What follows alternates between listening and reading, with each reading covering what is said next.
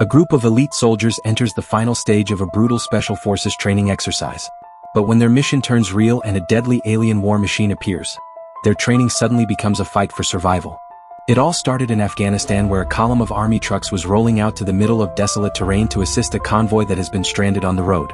A staff sergeant grumbles loudly about the wasted effort, though this is largely just good-natured ribbing aimed at his brother, who serves alongside him. As the staff sergeant works on repairing one of the trucks, his brother argues that they should be deployed on the front lines and pushes for them both to try out for the Army Rangers. The staff sergeant is initially dismissive, but his brother invokes an old promise they made to fight side by side, and that changes his tune. Without warning, a missile slams into one of the trucks and detonates it, sending the soldiers scrambling. Taliban fighters open fire on the convoy and the soldiers grab their weapons and return fire.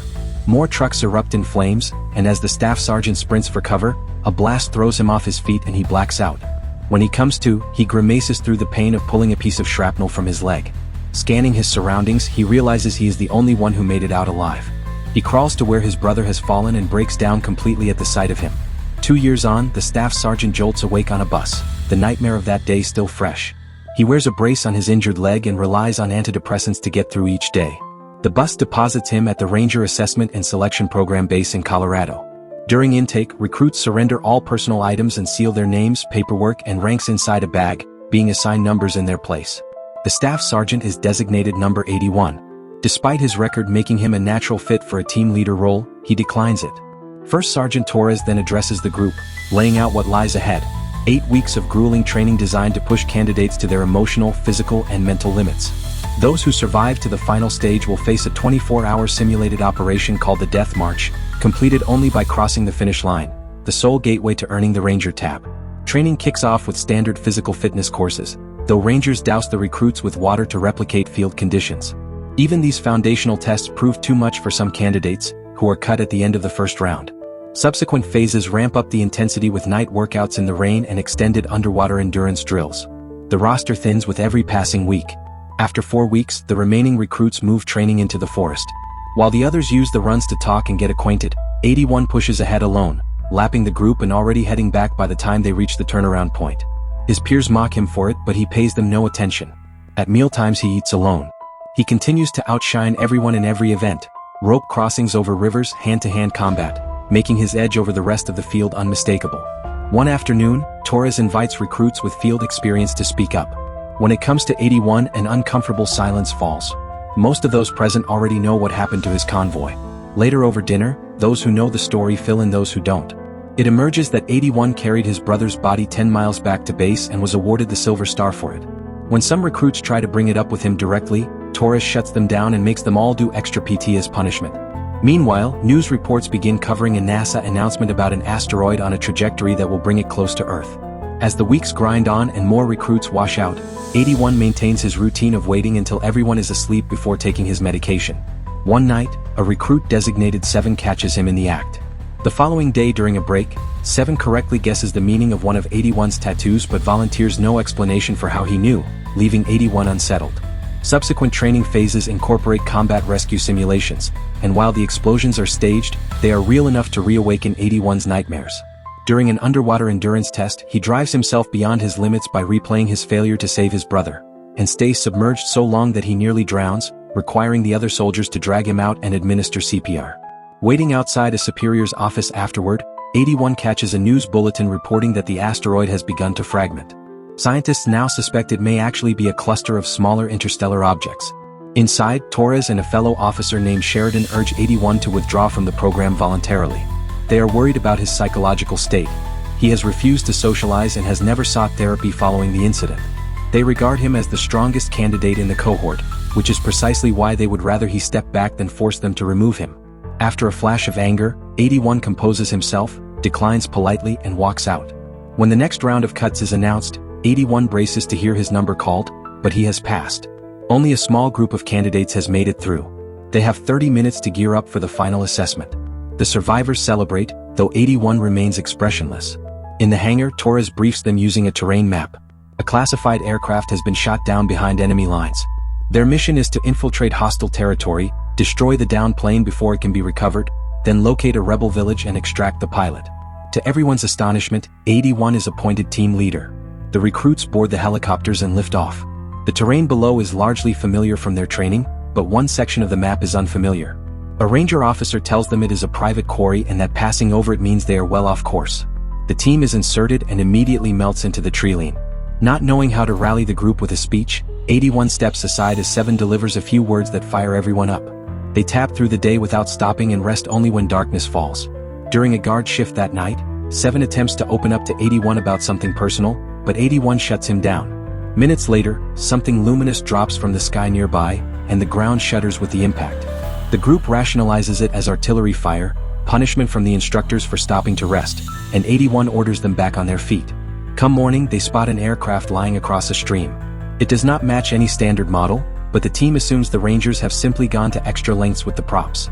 81 begins planning the approach, but a soldier points out that the aircraft's location does not match the coordinates they were given.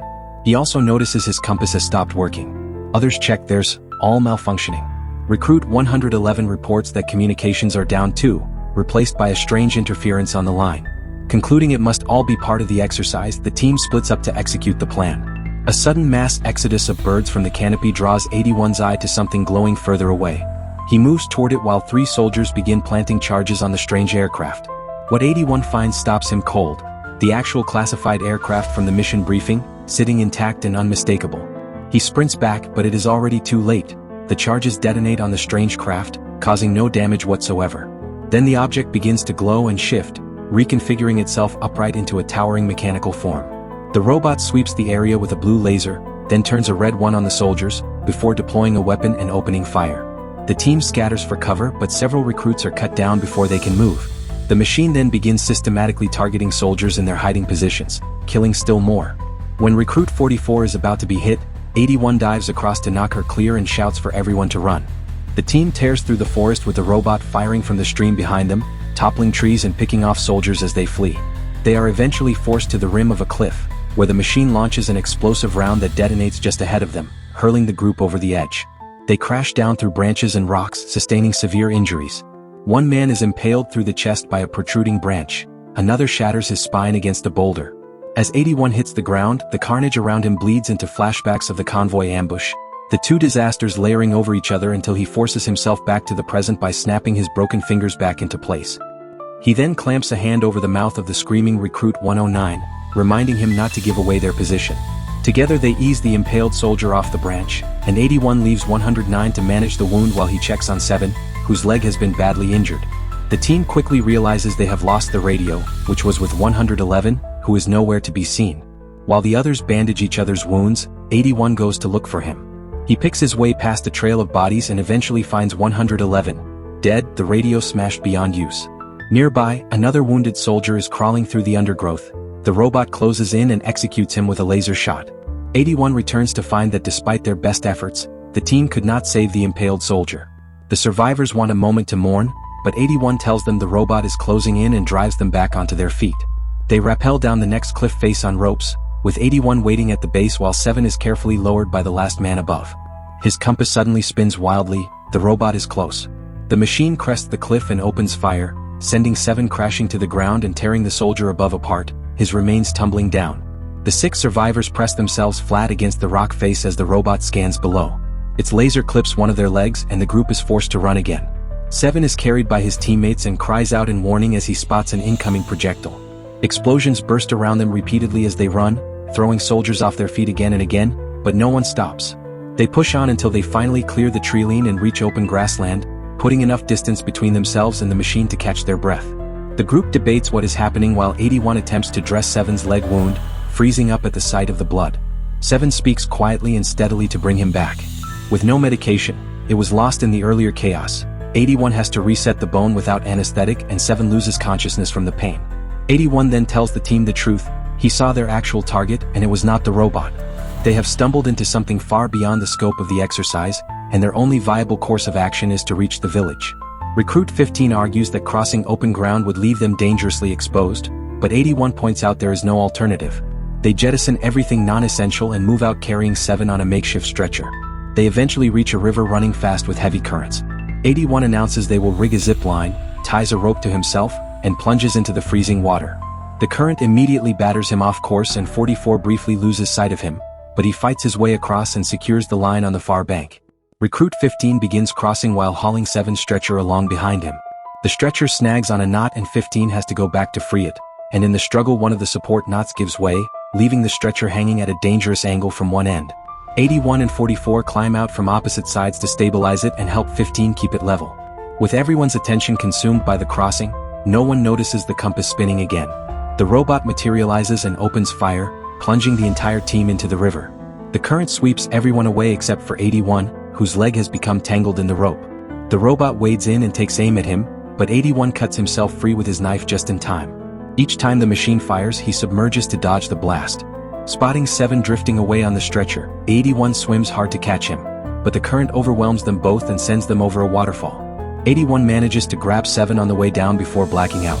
They come round on the riverbank downstream, having been pulled to safety by Recruit 60, who explains he was thrown into the rapids during the initial robot attack. Believing everyone else to be dead, he had made his way downriver until he saw the survivors wash over the falls. After spotting another body in the water, 81 calls the group to move.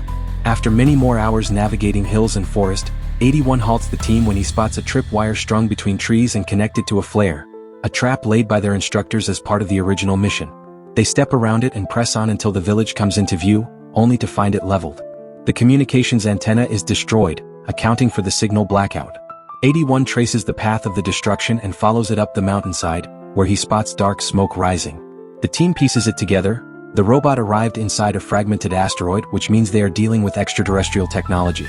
They hear a sound beneath the rubble, pull away some debris, and find a sergeant whose entire body is covered in severe burns. He holds their gaze for a moment before dying. There is a tank partially buried nearby, and 81 wants it running and the group moving as quickly as possible. Recruit 15 demands a moment and accuses 81 of being cold-blooded, and 81 finally breaks. He grabs 15 by the collar and tells him the truth. After the incident, he never made it back to the base. He woke up in a hospital to learn that his brother had already been flown home in a casket. The doctors told him he had collapsed just 100 yards from the perimeter, meaning his brother died because he could not hold on for a few more steps. The medal, he says, marks the worst day of his life, nothing more. He tells them he understands what they are all feeling, but the stakes have changed. They have to get back to base and warn the world. For a moment 15 just stares, then watches as everyone else responds to 81's words and moves with purpose. 15 relents, putting his mechanical aptitude to work and coaxing the tank's engine back to life. The others haul it clear of the debris with a rope, and the jolt shakes open a storage compartment stocked with food, which 44 distributes immediately. A flare streaks into the sky. The robot has tripped the instructor's trap. Everyone scrambles into the tank except Recruit 15, who doubles back to grab additional ammunition. The robot appears and cuts him down the moment he tosses the ammo inside.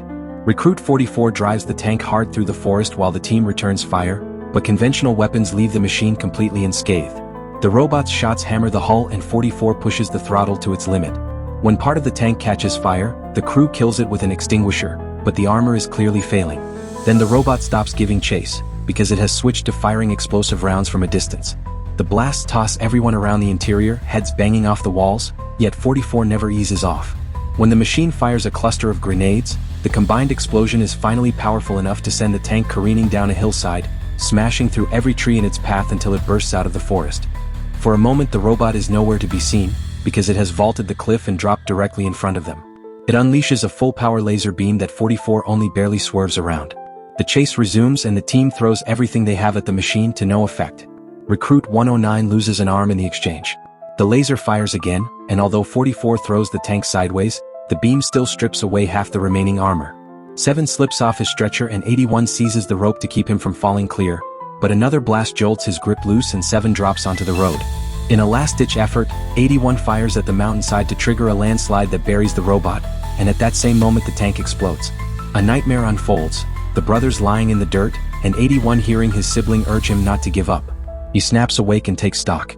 Everyone else has been killed in the blast, he is alone again. Noticing electrical sparks flickering among the rocks, he clears them away searching for the robot, but finds only a severed arm. He turns to see the rest of the machine upright and transmitting a signal into space. 81 runs back to the road and finds 7 still alive on the stretcher. The robot opens fire on the destroyed tank before advancing toward it, and 81 grabs the stretcher and runs. For the next several hours, 81 drags 7 through driving rain, refusing to leave him behind. The rope eventually snaps as they bog down in the mud, and 81 slips repeatedly before his watch sounds. 24 hours have elapsed, and the death march window has closed. At that moment 7 stirs and speaks. He reveals he once served in the same unit as 81's brother, who apparently never stopped talking about becoming a ranger. 7 tells 81 that he has not failed, because he has never once given up. Their conversation is cut short by the robot's scanning beam sweeping nearby. 81 notices exhaust venting from the machine's body, a sign it is overheating, and spots the quarry just below. He tucks 7 out of sight and sprints to the facility, where he finds dynamite, a flare gun, and a remote control for the rock-hauling equipment. The robot tracks into the forest and nearly stumbles onto 7, but 81 fires the flare and draws it toward the quarry instead. The moment it enters, the dynamite detonates and the machine crumples. 81 rolls out in a bulldozer and pins the robot against the quarry wall. As it strains to fight back, 81 triggers the rock carrier, sending a cascade of boulders down onto it. The robot fires up its thrusters and shoves the bulldozer back far enough to break free, laser charging. 81 guns the engine and slams it back against the wall. The bulldozer is on the verge of giving out, but this time it holds long enough for the falling rocks to seal the machine's exhaust vents. Trapped heat builds to a critical level inside the robot. In one final act of desperation, it brings down a crane tower onto the bulldozer, but 81 leaps clear just before impact. The overheating ignites an internal explosion, and the chain reaction sets off the remaining dynamite in a devastating series of blasts. The robot collapses and goes dark, but as it does, a compartment bursts open, scattering additional explosives across the quarry floor. 81 runs flat out and clears the exit a heartbeat before the last of the bombs detonate in an enormous fireball. The following morning, 81 carries 7 on his shoulders to the base, arriving to find it in complete disarray, bodies strewn everywhere, helicopters unloading fragments of alien machinery. Once the medics take 7 away, Sheridan briefs 81. The base has only just been secured, and they have lost half the battalion. Alien machines struck simultaneously across the area, and while the first wave has been beaten back, a coordinated global invasion is now underway. News footage from around the world shows asteroid fragments touching down in country after country, each one releasing its mechanical payload. World leaders are convening and allied forces are mobilizing. 81 tells Sheridan about the ventilation system being the robot's critical weakness, and the intelligence is immediately relayed to every nation. Sheridan tells him the information will save countless lives, and formally names him a ranger. 81 then addresses his new ranger cohort before they all climb into the helicopters and lift off to face whatever comes next. When he finally drifts to sleep, the nightmares are gone, replaced for the first time by a simple memory of his brother. And that's where the film ends. Overall, War Machine is a sci-fi action thriller that mixes military survival with alien invasion horror.